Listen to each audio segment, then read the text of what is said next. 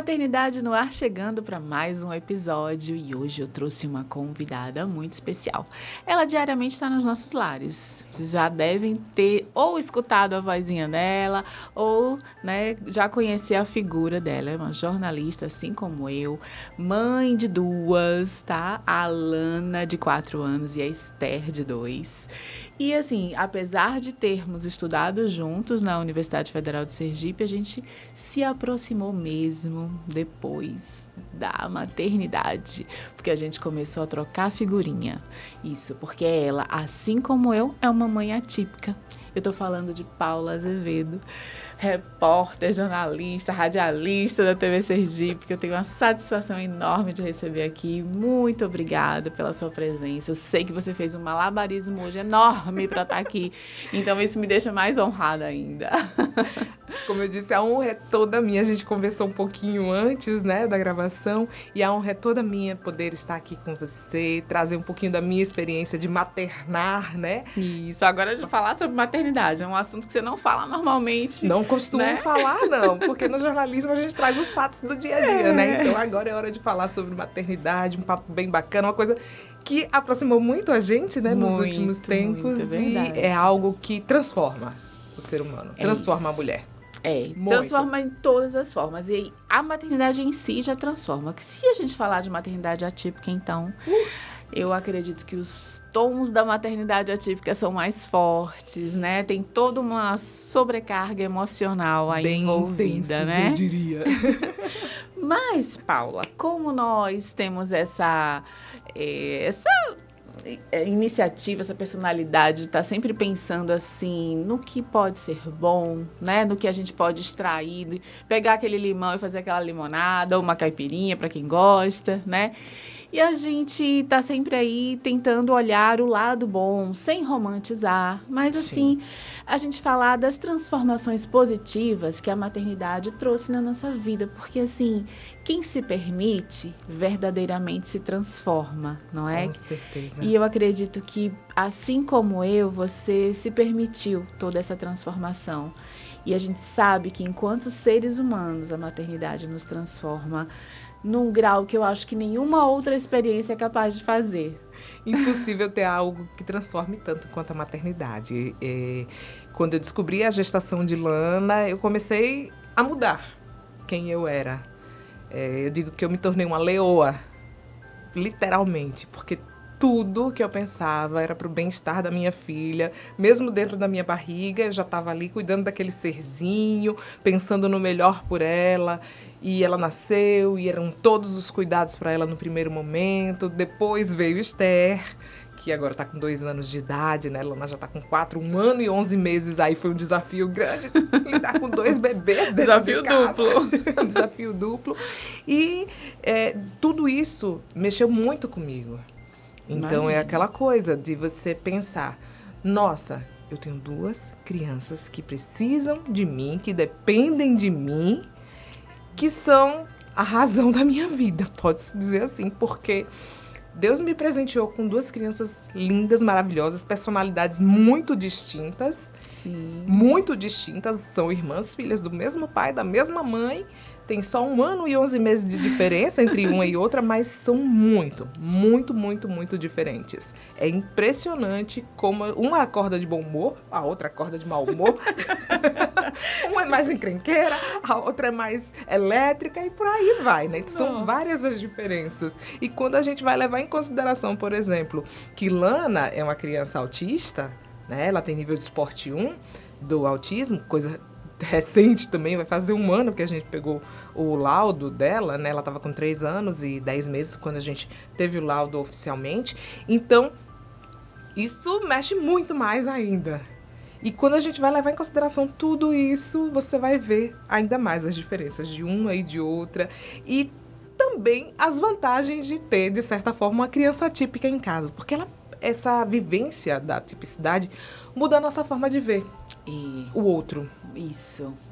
A gente deixa de achar que precisa ser, de um determinado modo, A gente entende que existem várias formas de fazer uma mesma coisa, que cada um sente de um jeito, cada um tem uma característica, uma qualidade, limitação, Exatamente. E assim, o TEA, né, é transtorno do espectro autista. É um leque, né? É um leque imenso. Se a gente leva em consideração que cada ser humano é único, dentro do espectro, nossa, isso é muito mais único, né? E aí a gente vai perceber que crianças diferentes de suporte 1, suporte 2, suporte 3, têm características muito diferentes, muito diversas.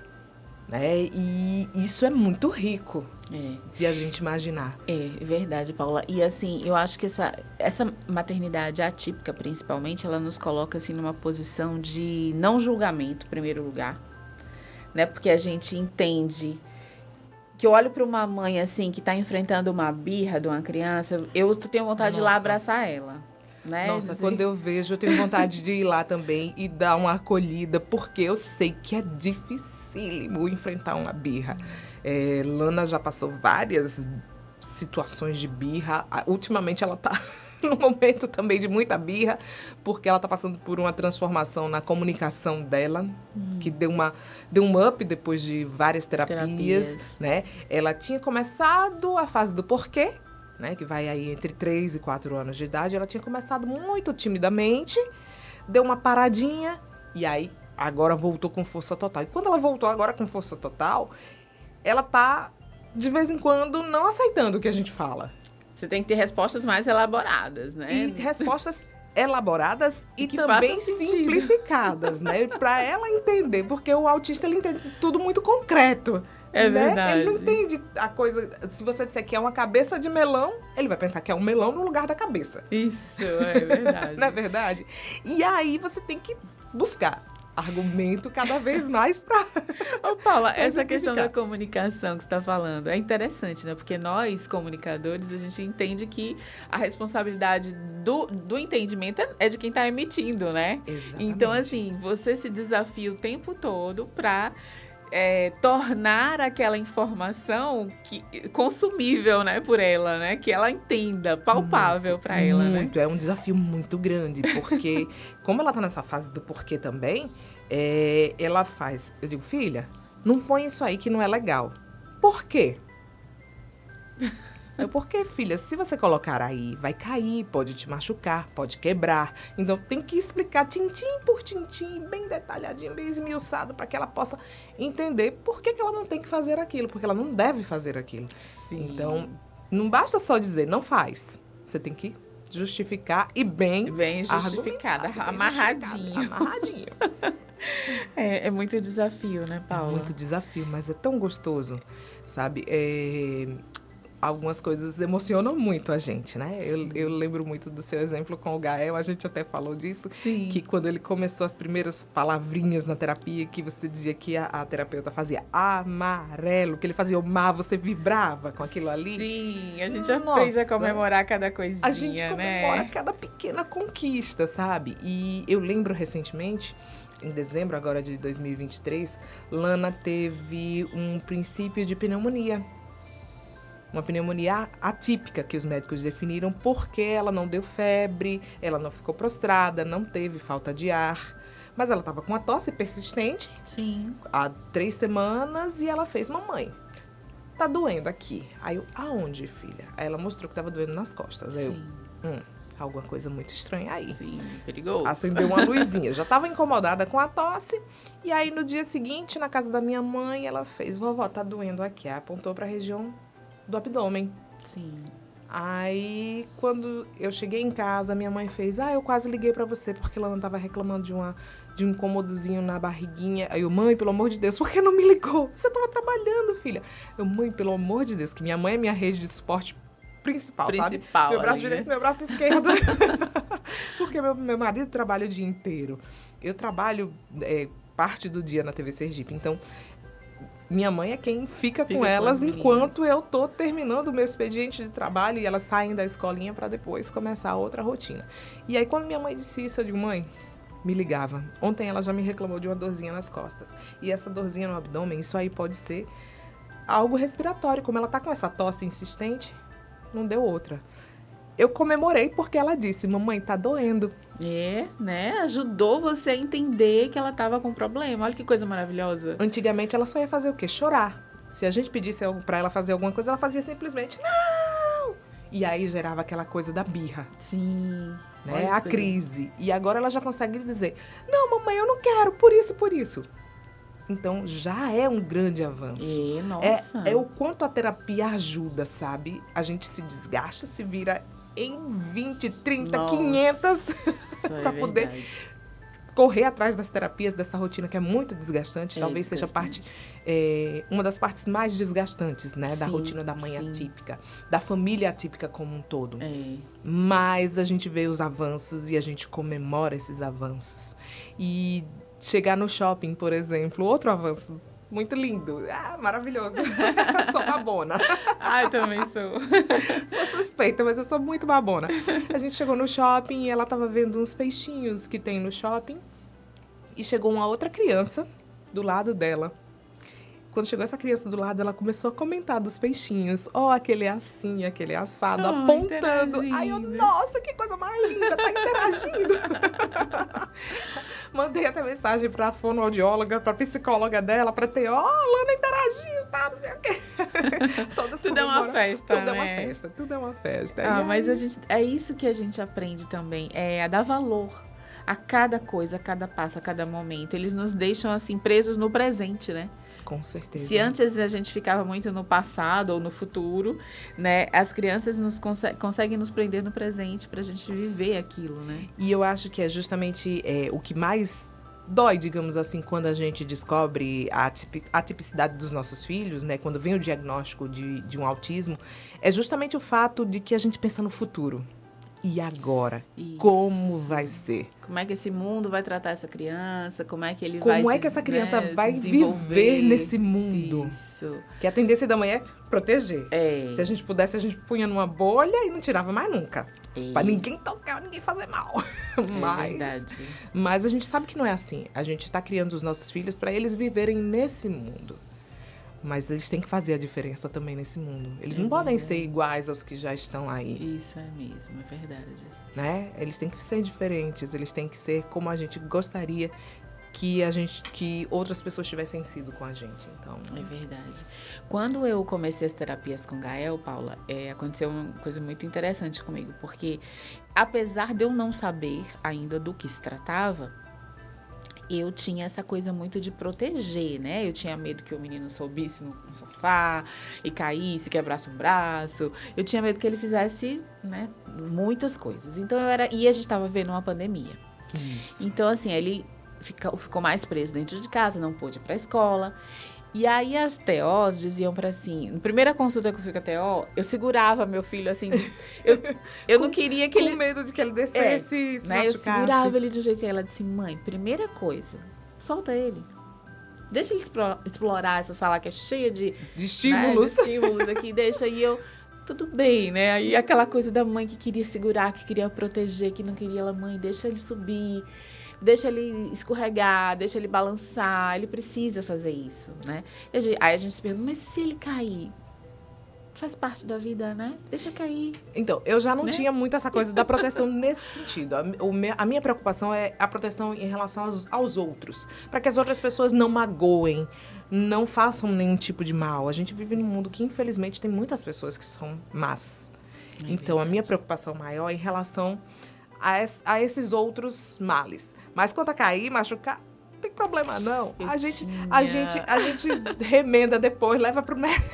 Eu não tinha muito esse medo, sabe? É tanto que quando Lana tinha 1 ano, mais ou menos, pouco antes de eu descobrir a gravidez de Esther, eu levava a Lana no parquinho do condomínio, tinha aquelas casinhas que tem escadinha, tem escorregador.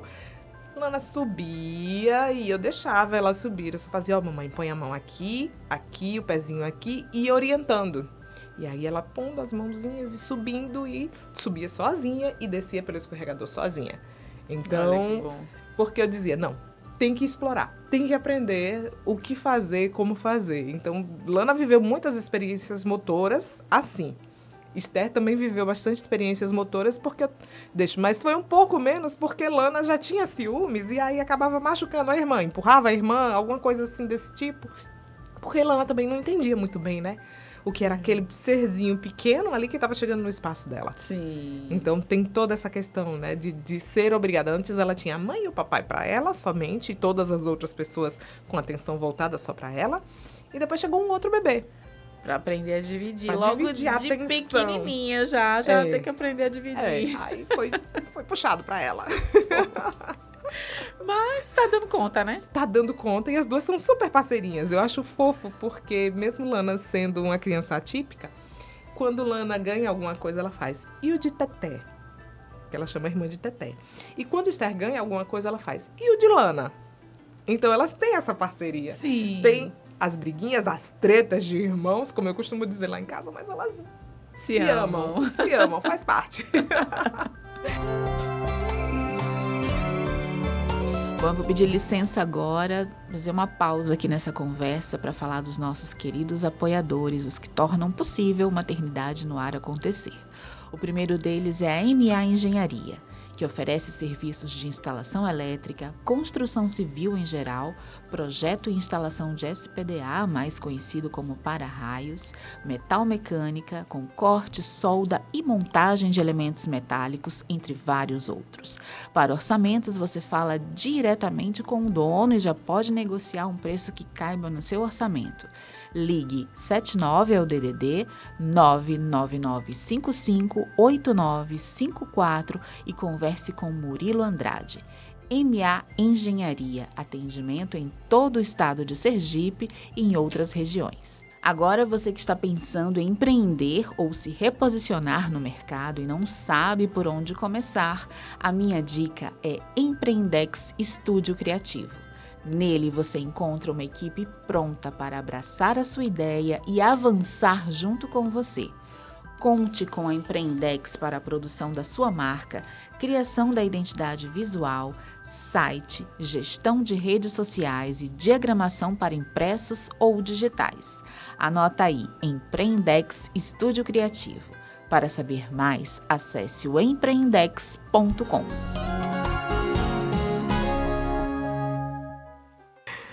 Ô, Paula, você também, como mãe atípica, assim, você passou por essa fase de querer proteger das pessoas que você falou, mas eu digo assim, proteger, por exemplo, quando a pessoa quer insistir em dar um abraço, não entende que ele não gosta do barulho, porque comigo eu vivi muito isso, né? Eu tinha que educar as pessoas que estavam ao meu redor para respeitar aquela limitação, né, dele, aquela característica dele. Então, assim, foi uma briga que eu tive que comprar, que valeu a pena, porque hoje todo mundo entende, mas, assim, a gente tem esse trabalho ainda de educar quem está no entorno, né?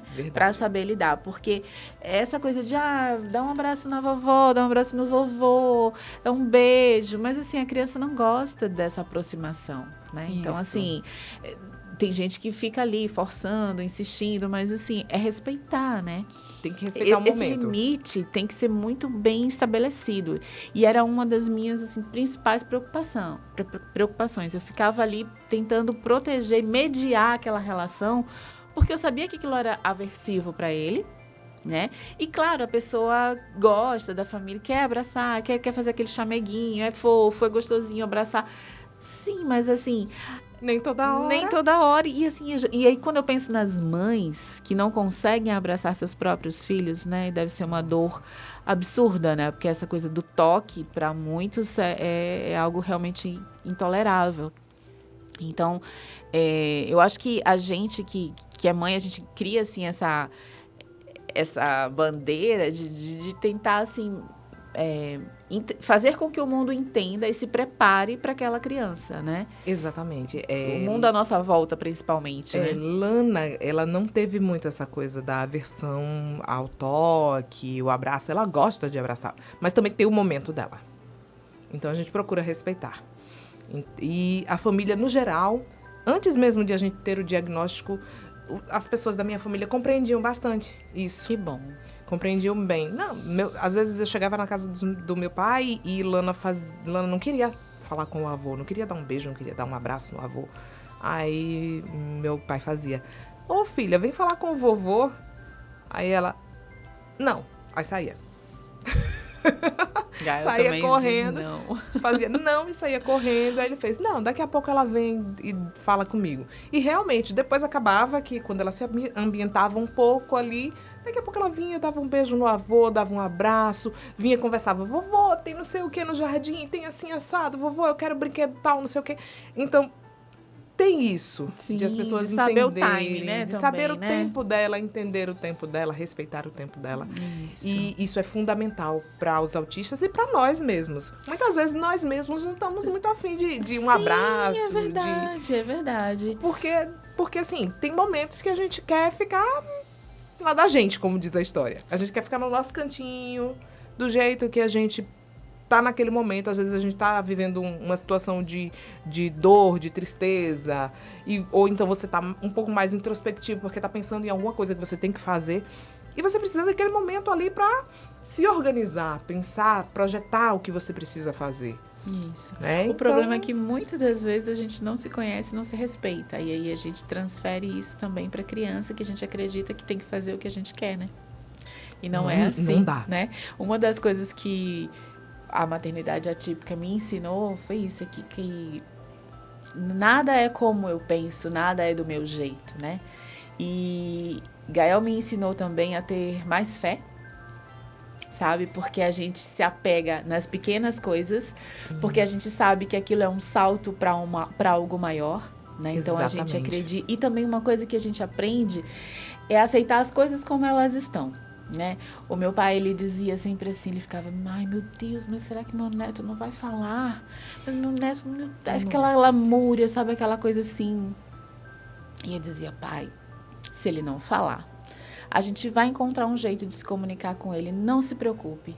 Sabe, a gente vai conseguir fazer nessa comunicação, a gente vai se entender, de algum jeito a gente vai se entender. Então, assim, é aquela preocupação assim, eu tinha essa preocupação, lá no fundo eu tinha, mas eu dizia sempre pra mim, o que eu tenho que fazer agora? Não é ir pra fono, então bora pra fono. Depois eu resolvo, depois. Agora é isso que eu tenho que fazer, né? Então, é aquela coisa, eu tava até conversando um dia desses com uma conhecida minha, e ela tava falando, e o luto? De descobrir, do diagnóstico do autismo. Porque tem essa coisa do luto, que você recebe o diagnóstico e é aquela dor, porque o filho tão desejado, tão sonhado, planejado. No meu caso, Lana foi uma criança planejada, extremamente desejada. E quando ela chegou, tudo mudou na vida, a gente passou a ver tudo mais bonitinho, mais colorido, porque a maternidade faz isso, deixa a gente meio boba. Mas quando os desafios chegaram do diagnóstico do autismo, eu pensei, peraí, o que eu tenho que fazer agora? Vamos arregaçar as mangas Arregacei as parar mangas, de chorar, literalmente eu chorei 2 dias. Eu chorei 2 dias. Literalmente, chorei 2 dias. Chorei no dia do diagnóstico, saí do consultório aos prantos e liguei para uma amiga minha. Eu lembro que eu parei o carro, liguei para uma amiga minha e ela fez, o que tá acontecendo, amiga? O que foi que houve? Aí eu disse, Lana é autista. Aí ela fez, amiga, o que isso vai mudar? Ela é sua filha. Você ama a sua filha te ama. Ela é linda, maravilhosa, é uma criança perfeita. O autismo não vai mudar quem ela é. Não vai mudar o fato de ela ser a sua filha, de ser desejada, amada e de te amar. Continua sendo a criança que foi desejada. A criança né? que foi tão desejada, tão amada. E quando ela me disse isso, eu lembro que Aí você voltou a si. Aí gente, é verdade. Chorei mais um pouco, depois fui em busca de uma outra amiga que também tem uma criança autista e falei com ela, ela fez, Paula, o caminho é terapia. Vai com Lana para as terapias. Foi no sábado que eu recebi o diagnóstico, eu chorei o sábado, domingo.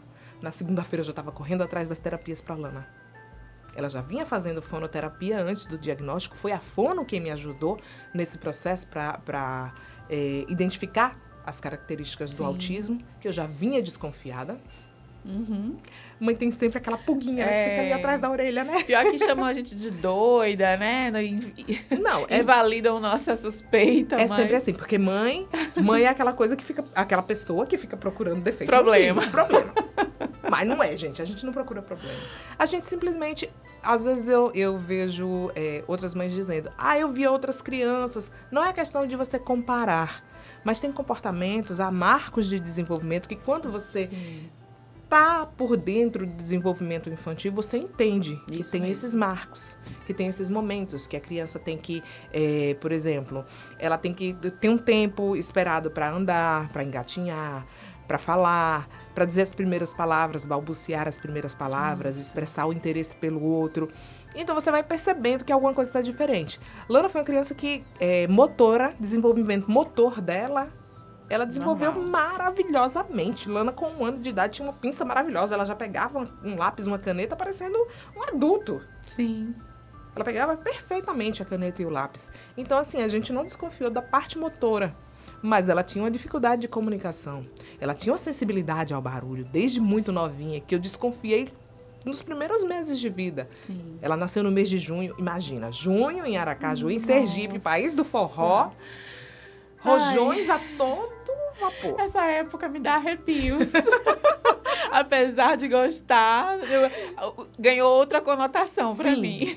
Sim, pra mim também. Pra mim também. Depois de Lana, eu confesso que eu passei a ver de forma diferente. A gente vê tudo, até as festas de forma diferente. Brinquei muito, amava soltar as bombinhas, os traques, essas coisas. Mas hoje, pela minha filha e por outras crianças atípicas e outras pessoas que têm sensibilidade, hipersensibilidade auditiva, né? Sou Tem totalmente TPS, contra, né? né? Transtornos de processamento sensorial. Eu fico com um pezinho atrás. Acho bonito, mas eu fico com o pé atrás. Porque incomoda. E aí, quando incomoda, e se incomoda o filho da gente... Nossa. E quando Mexeu chora, profundamente gente, com a quando gente. chora, se tremendo de... é tão Nossa. triste, a gente fica, né, desolada. É de E cortar o outra coração. coisa que, assim, que eu tenho, assim, uma profunda irritação, aquelas motos que fazem aquele barulho Deixa eu me ajustar na cadeira. Gente, essas pessoas que andam nessas motos, elas não têm crianças, elas não têm idosos, não é possível que elas tenham. Não tem animais Não que, tem, que sentem incômodo com esse barulho, porque não é possível. E é assim, é uma pessoa que vive numa bolha, porque ela não entende que aquele barulho está sendo incômodo para outras pessoas. Exatamente isso. Né? Eu também penso assim, porque não é possível. A pessoa não tem o mínimo de sensibilidade com o outro. Não tem empatia. Não tem respeito. Não. A gente tem crianças, bebês que acabaram de dormir, né? Que a mãe estava ali há um tempão tentando fazer dormir, que vai finalmente conseguir comer algo e aquela moto passa e acorda a criança, gente. Pelo amor de Deus, não façam isso. Não façam isso, pelo amor de Deus. Vocês não têm noção do desespero que é para uma mãe quando ela consegue colocar o bebê para dormir e diz, poxa, eu vou conseguir tomar um banho. 5 minutinhos de banho. E aí você não consegue tomar o banho, porque uma criaturinha abençoadinha passou com uma moto super zoadenta. Eu já digo zoadenta, eu não digo nem barulhenta, na rua. E aqueles carros de propaganda que passam, né? Gente, Nossa. 7 horas da manhã de um domingo. Meu Deus, eu quero matar, dá vontade de descer do prédio. Dá vontade de jogar um balde de água pela janela. Vai embora com seu barulho. Ai, respeito, gente, respeito, né? Vocês sabem do que a gente tá falando. Quem é mãe sabe, quem tem um idoso em casa sabe que isso é muito sério. A gente tá rindo aqui, mas porque a gente tá numa conversa aqui. A gente tá numa conversa, né, descontraída, mas é algo extremamente incômodo. É sério, né? Existe lei, né, de perturbação do sossego. Agora imagina se tudo isso a gente fosse o tempo todo denunciar. Imagine como ficariam os órgãos de fiscalização com tanta denúncia, com tanta reclamação. Porque as pessoas também precisam compreender o papel delas. Exatamente. Na sociedade. Cada um tem o seu papel. Cada um tem o seu espaço. E aquela velha regrinha. O meu espaço começa quando o seu termina. Exatamente. Então, assim, é respeitar o seu espaço, o espaço do outro. É fundamental. Se cada um fizer isso, tá tudo certo. Não tem problema nenhum. Né? A gente só precisa respeitar, né? Exatamente. Paula, volta, porque a gente se empolga muito e vai falando de outros assuntos. Muita coisa. Mas voltando aqui à questão das terapias, que é fundamental para os nossos filhos. Eu não sei se você passou por isso, mas aí é uma coisa que eu gostaria de falar, porque eu acho que é importante para quem está começando essa jornada, né? Eu, quando comecei essa jornada de terapia, ainda era uma suspeita, né? Eu comecei, assim que levantou-se a suspeita, eu saí fazendo tudo que eu precisava fazer, né? Aí eu chegava, era uma dificuldade tão grande para trocar a roupa do Gael. Nossa. Era uma dificuldade absurda para calçar um sapato, né? E aí, várias vezes eu cheguei na clínica quando eu precisava ir logo nos primeiros horários da manhã, porque eu era encaixes, assim, né, com as terapeutas, porque nunca tem vaga, né? E aí, era logo 8 horas da manhã e eu precisava tirar ele da cama, trocar a roupa. Então, isso era muito difícil para mim. E várias vezes eu cheguei na clínica com ele vestindo pijama, né, e calçando meias. As pessoas olham pra gente de um jeito estranho, né? Ou eu não sei se elas olham ou se é a gente que tá achando que tá errado, né? Que a gente queria que fosse diferente e a gente já acha que olhou, já tá me criticando, né? Já tá me culpando, tá me julgando. Né? Aí a gente também tem isso, né? Porque ou é do outro ou é da gente também, né? Mas aí eu dizia assim, gente, eu passei um perrengue tremendo pra chegar até aqui. E o Gael ficou brincando, né, sentado no chão, brincando com o brinquedo, né, da terapeuta. E eu ficava assim, olhando, eu dizia assim, cara, eu brinco em casa, né, porque brincar, passar esse perrengue todo. Isso eu tô falando como uma total leiga, né, quando eu comecei essa jornada. Depois eu comecei a entender que aquela brincadeira tinha uma intenção. Né? Que cada gesto, que cada coisa que era feita ali tinha um objetivo a ser alcançado, né? Você vê uma terapeuta brincando de alinhar bloquinhos com uma criança autista e ela dizia assim, aí eu olhava para ela alinhar e ela pegava o Gael, botava tudo enfileirado certinho. E ela dizia assim, mas e se a gente botar pra cima, um em cima do outro? E se botar pra cá, né? Então, assim, ela estava ensinando a ele que não precisa ser do mesmo jeito, a ter flexibilidade. Flexibilidade, né? exatamente. Então, quanto que a gente não entende o que aquilo está sendo feito e às vezes a gente fala assim, não vou mais não, né? É cansativo demais e não tá fazendo efeito nenhum, mas, gente, sempre tá. Meia horinha que seja, se você é atendido pelo plano, meia horinha que seja, né? Porque os planos só atendem meia horinha. Exatamente. Vá. Não desista, sabe por quê? Porque no final, quando você olhar, ainda que você pense que não tá acontecendo nada naquela sessão, tá acontecendo. Pelo simples fato, às vezes, de você criar a rotina de sair de casa e de ir para uma clínica, você já está ali colocando a sua criança numa outra rotina, numa sensibilização de outros ambientes, né? Então, exatamente. Assim, perseverança, eu acho que é a palavra nesse processo, né, Paula? Com certeza, perseverança, conhecimento, porque como você falou, quando a gente descobre o autismo, a gente não tem conhecimento, não é todo mundo leigo, a gente não tem noção do que vai ser necessário. Aí começam a falar, não, metodologia Denver, metodologia ABA. Aí você faz, gente, que palavrão é esse? Então, eu fui estudar. Aí eu acho que você também, meti as caras. Comecei a consumir tudo que é conteúdo na área de neurociência ligada a autismo, livros, podcasts, canais específicos do assunto, para poder entender o mais que eu pudesse. Isso. Acho que isso faz toda a diferença. Toda a diferença. Abre os olhos, sabe? Para um novo horizonte. Faz a gente perceber que aquela brincadeirinha de mudar aquela filhinha que ele faz, a necessidade de ordem do autista, né? Que essa filhinha, a necessidade é tão abençoada, a necessidade de ordem que a gente não entende, às vezes no início, depois a gente vai entender. Isso. E aí, quando a terapeuta vai mudando, se a gente puser em cima, se a gente puser desse lado, do outro lado... Então, vai fazendo com que a criança entenda que ela pode flexibilizar, a bendita flexibilidade, para diminuir a rigidez cognitiva da criança, que isso é o que traz essa dificuldade para trocar a roupa, para calçar o sapato. Nossa, eu passava muitas vezes, 4 vezes para vestir a roupa de lana, para levá-la para a escola. Eu vestia a roupa, ela arrancava. Arrancava o que estava no cabelo. Arrancava o sapato. Não quero, tá doendo. Aí eu, peraí, filha, vamos ver. Vamos devagarzinho, vem cá. E aí tem uma hora que você também chega no seu limite.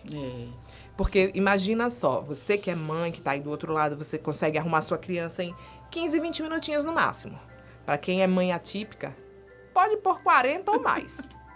Ai, o gasto de energia é tão maior, né? É Pra fazer muito coisas mais, que seriam muito maior. simples. Coisas que parecem ser muito simples se tornam muito mais desafiadoras. Isso, E aí, dar um banho, trocar uma fralda, botar uma... nossa, e se for uma criança autista e TDAH, que é o caso de Lana, porque na hora de tomar banho, Lana simplesmente já está no banheiro, aí faz, mamãe, eu quero um brinquedinho. Aí vai lá no quarto, na gaveta de brinquedos, pegar um brinquedo. Filha, já tá na hora de a gente ir, mamãe. Agora não. Não dá pra brincar, mamãe, agora. Só um, mamãe, só um brinquedinho. Por favor, mamãe. Ela faz ainda, por favor, mamãe. Aí pronto, desmonta. Desmancha a mãe, às vezes não. Eu sou a mãe chata. É, né? Eu gosto de tentar estabelecer o limite pra ela. Sim, às vezes preciso. eu faço o seguinte. Lana, vamos tomar banho. Você quer levar o brinquedinho pra tomar banho? Qual brinquedo você vai levar? Escolhe. Aí ela vai lá escolher o brinquedo e vai pro banheiro. Às vezes funciona, às vezes não. Sim, sim. Há momentos que não funciona. Essa negociação nem sempre funciona. É. E aí a gente vai aprendendo. Uma forma e outra, uma forma e outra. Às vezes a gente não tá com paciência mesmo. A gente é humana, é mulher, tem TPM, tem outros problemas. No meu caso ainda, tem outro agravante aí nesse processo, porque eu também sou atípica. Não sou autista, eu sou TDAH. Olha só, tá vendo? E Outra coisa que que eu vou falar mais na frente, vou fazer só um parênteses aqui, já que você falou. Quantos pais e mães e famílias que estão descobrindo adultos, Exatamente. né, com uma neurodiversidade por conta das crianças que estão aí na família agora sendo diagnosticadas, né? Exatamente. Eu já desconfiava, mas aí quando eu comecei a estudar o autismo e o TDAH de Lana, eu percebi, gente, Sou eu. eu tenho certeza que eu sou TDAH. Não preciso de diagnóstico, não preciso de CID não, tá? Eu sou TDAH, tudo bem, vamos em frente. E aí, quando a criança faz essa birra, quando ela se desorganiza, acaba também desorganizando quem tem também esse lado atípico. Porque você tenta seguir aquele cronograma, aquele rigor, digamos assim, aquela rotina. Pronto, a palavra é essa, rotina. Você tenta seguir a rotina para você também não se desestabilizar, para você conseguir se tornar funcional. Sim. E quando a criança entra nessa crise, nesse momento de birra, de insistência somente com o que ela quer, você acaba também se descontrolando. E aí você tem que ter muita maturidade, muita calma para respirar. Lembrar que você é adulta da Lembrar relação. que você é que é adulta. Lembrar que você é que é adulta, que tem que... Ufa, peraí, deixa eu respirar fundo, vou ali, 30 segundos e volto. Você consegue fazer isso? Você consegue dar essa saída do vezes eu ambiente? Porque isso consigo. salva Às vezes eu consigo. da culpa. Porque assim, se você faz algo que você depois vai se arrepender, então assim, sai um pouquinho, deixa com alguém ali e vai respirar. E você volta a outra, né? Não, com certeza você volta a outra. Quando você tem alguém pra poder deixar, Quando é mais não fácil. tem, Mas né? quando não tem, aí o processo complica. Porque de manhã cedo, com elas duas, eu tô sempre sozinha. Meu esposo sai de casa de madrugada pra trabalhar. Nossa, aí Então, eu tô com as realmente duas haja sozinhas. terapia, né, Paula? Haja terapia. Minha terapeuta que o diga. Porque senão não dá. A gente entra em parafuso. É algo que deixa a gente meio maluco de verdade. Mas me conta aí agora, voltando nessa questão do TDAH. Você desconfiava, tipo assim, tinha coisas na sua vida que você não entendia porque você funcionava desse jeito e agora tá fazendo sentido porque você está, né, convivendo e descobrindo, estudando. E aí, como é que foi? Como é que isso foi pra você? Foi libertador também, como eu já escutei de outras pessoas? Ou você tomou aquela depressãozinha? Foi libertador, sim, pra mim. Foi muito libertador eu ter a certeza do meu diagnóstico pra saber como eu preciso agir. Que eu preciso me regular, eu preciso estabelecer uma rotina bem estabelecida mesmo para que eu possa ser funcional.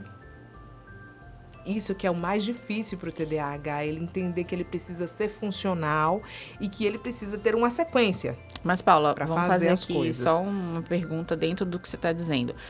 Você chegou até aqui adulta, então, tipo assim, mãe, então acho que estava funcionando, como você estava Sim, agindo. porque eu sempre tive muita disciplina. Mesmo sem ter Mesmo noção. sem ter noção do TDAH, eu sempre tive muita disciplina. Na época da faculdade, eu já andava com uma agenda e eu anotava tudo o que tinha que fazer. Todos os trabalhos, provas, eu anotava tudo. Então, assim, eu lembro que na UFS, o pessoal dizia, cadê a agenda? Então, Olha recorriam a só, mim, porque eu tinha uma sim. agenda, eu anotava tudo que era trabalho, tudo que era atividade para ser realizada, eu já anotava ali. Entendi. Eu estudei o ensino médio na escola técnica, né? Eu fiz o curso de edificações, construção civil hoje em dia. E aí, lá eu aprendi a ter essa rotina de ter tudo muito organizado, de ter tudo muito bem divididozinho no dia das atividades. Mas nunca deixei de ter as desorganizações do TDAH, que são mesmo algo próprio do TDAH. Mas você não era hiperativa? Sempre fui. É? Eu sou 220 na tomada, amiga. Desde muito pequena. Minha mãe conta que ia me ensinar a fazer o dever de casa. E quando chegava, eu tava aqui, daqui a pouco fazia. Mãe, não sei o que, não sei o que, não sei o que. Mudava de assunto. Totalmente. Totalmente. Ela fazia, filha, vem cá. Foca. Senta aqui. Vamos fazer aqui. A gente vai fazer a palavra amarelo. Então, vamos fazer amarelo. Não vamos falar de azul? Era tipo assim. Sim. E eu lembro que ela me disse que quando eu era muito pequena, ela sempre repete isso, quando eu era muito pequena, estava no início da alfabetização, eu começava a fazer atividade, aí, mãe, eu não quero fazer mais, que também é algo que o TDAH tem. Ele se sente desestimulado quando a atividade não é algo que contribua, que instigue, que faça com que ele se sinta atraído. Então eu tinha isso, mãe, não quero fazer, eu tô com preguiça. Ela fazia, filha, na sabedoria da minha mãezinha, que nem suspeitava, não sabia nem o que era TDAH. Há 44 anos, ela não sabia nem o que era TDAH. Então, ela chegava e fazia, filha, faz assim. Levanta, vai ali atrás da porta e diz assim, preguiça, fica aí. Então, assim, esse processo pedagógico que ela tinha comigo fazia com que eu respirasse e pudesse voltar para o foco. Você teve, assim, uma história que a gente pode dizer feliz, né? Porque quanta gente sofre, né? Sofreu tanta coisa, apanhou. Eu conheço uma mãe mesmo que ela falou, nossa, quanto que eu apanhei, o quanto que eu fui chamada de lerda, de burra, e que nada eu conseguia fazer certo. Mas eu sempre tive uma diferença. Apesar do TDAH, eu tinha facilidade para aprender tudo. Então, o professor explicava lá na frente, eu já entendia, já estava fazendo. Uma certa superdotação. Não acho, não. Eu tinha facilidade de compreender. Minha mãe estudou pedagogia, então minha mãe fazia o quê? Tudo que a gente ia estudar em casa, por exemplo, chegava uma historinha em casa, ela fazia. Contava a historinha, como estava no livro, ela fazia. Agora me conta, o que é que você entende? Como é a historinha? Então, ela fazia com que a gente interpretasse, desde muito pequenininho. Sim. Então, isso fazia com que a gente captasse a informação, guardasse aquela informação. E isso me ajudou muito. Até hoje, na minha profissão, isso me ajudou bastante. Já tinha estratégias lá atrás, né, Paula? Exatamente. Quando a gente começa a entrar nesse mundo... primeiro da maternidade, que ele é, né, desbravador para muitas de nós, né? Para a maioria de nós é algo muito sofrido, né? Em alguns pontos, né? Também. É lindo, é realizador, mas ele é assim, é um nascer todos os dias, eu digo, né? A Alessandra que é hoje não é a mesma de antes, né, de ser mãe, né? E cada dia e você não é a mesma, né? Amanhã, nem depois de amanhã, não vai ser a mesma. Porque cada dia tem um desafio, né? É bíblico até, tem lá na Bíblia, dizendo, basta cada dia o seu mal, o dia de amanhã cuidará de si mesmo. Porque realmente é isso. Cada dia, é um desafio diferente. E a maternidade tem os desafios, mas tem as delícias. Tem coisa mais gostosa que você chegar em casa. Aí o Gael dizer assim, mamãe, hoje eu fiz não sei o que, não sei o que, não sei o que. Ou então a Lana chegar e que ele já tá nessa fase de verbalizar mais, né? Ele já passou daquela fase mais difícil. Sim. Então ele já conta os cochiquinhos, como a gente costuma dizer, né? Na maternidade. Então tem coisa mais gostosa do que isso. Lana ainda tá chegando nessa fase. Ela chega já nessa fase dos cochiquinhos. Às vezes ela solta uma coisinha ou outra.